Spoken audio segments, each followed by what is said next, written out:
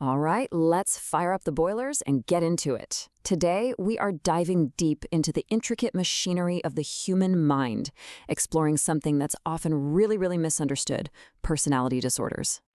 I want you to imagine for a second that your personality is this incredible steampunk creation.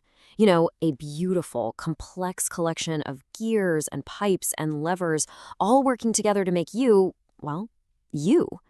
But what happens when that amazing machine, by its very design, is also the source of your deepest, most profound pain? So, this is the clinical definition of a personality disorder. But let's break that down. Think about our steampunk machine again. A personality disorder is like having some of those core gears painfully misaligned. They don't just spin a little differently, they're constantly grinding against each other. And that creates this relentless friction and distress that makes it incredibly hard to just navigate the world.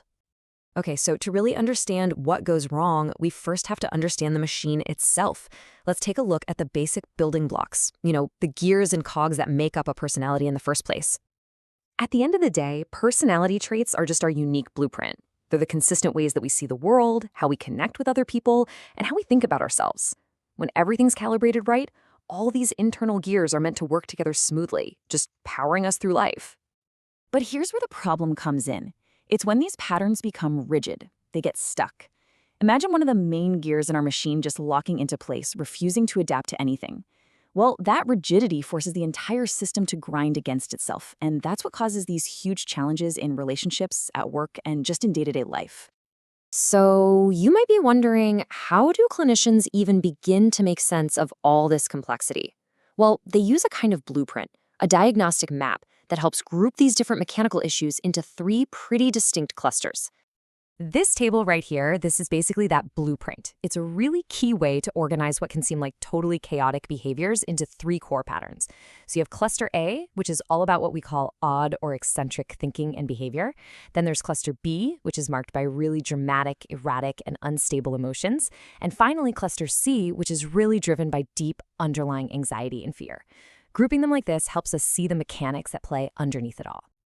To really get a feel for the internal experience, let's zoom in. We're going to take a closer look at one of the most complex designs from that dramatic, erratic group, Cluster B. We're going right inside the storm of borderline personality disorder. So from the outside, what we usually see is just the storm, right? The intense, unstable relationships, the big emotional swings, the impulsivity. But this slide shows us what's really going on inside, at the core. And that's what's driving it all. At its heart, there's often this profound history of trauma, an absolutely intense fear of being abandoned, and this chronic aching feeling of emptiness. And this is so important to remember. It's not just a storm. There's a person inside that machine. In fact, that same intensity that can be so destructive can also translate into incredible passion, fierce loyalty, and a really deep, almost intuitive empathy for what other people are feeling. So, with a machine this intricate and sensitive, how can it possibly be recalibrated? Well, treatment isn't about just ripping out a broken part and replacing it. It's much more like a skilled artisan performing a series of really delicate, patient adjustments over time. The whole therapeutic process usually follows these key steps. First things first, you have to create safety and show unconditional acceptance for the person. From that foundation, the real work begins, helping them identify what they're truly feeling, finding new ways to manage those overwhelming impulses, and then reinforcing every single positive step forward. It's all about building new, more adaptive skills. Now, therapy is absolutely the cornerstone here, but medication can be a really vital tool. Meds aren't a cure for the underlying personality structure, but they can help lower the intense heat and pressure inside the system, help manage the overwhelming anxiety or mood swings, just enough so that the delicate work of therapy can actually start to take hold. And this work requires incredible precision. I mean, just look at lithium, a mood stabilizer that's sometimes used for the intense volatility you see in cluster B disorders. As you can see, the therapeutic level, the sweet spot where it works, is this razor-thin window between 0.6 and 1.2. If you go up to 2.0, it becomes toxic. That just shows you how carefully calibrated this whole treatment has to be. So, the really crucial point in all of this is that we have to learn to look past the clinical terms, past the diagnostic labels, and really see the human story that's going on underneath all the steam and the clatter of the machine.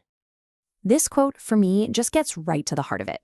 The challenging behaviors, the emotional storms, they're not a reflection of a person's character. So often, they're a direct result of profound trauma. It's the machine's desperate last-ditch attempt to cope with unbearable pain. And healing doesn't just happen in a therapist's office. It's fostered in how we as friends, as family, as a society choose to see people. It really requires us to shift our whole perspective away from judgment and toward a place of deep compassion. And that really leaves us with a final question for all of us to think about. Understanding the machine is the first step, but the next, and maybe the most important step, is figuring out how we can create a world that actually offers the support and empathy needed for repair instead of the stigma that just causes even more damage.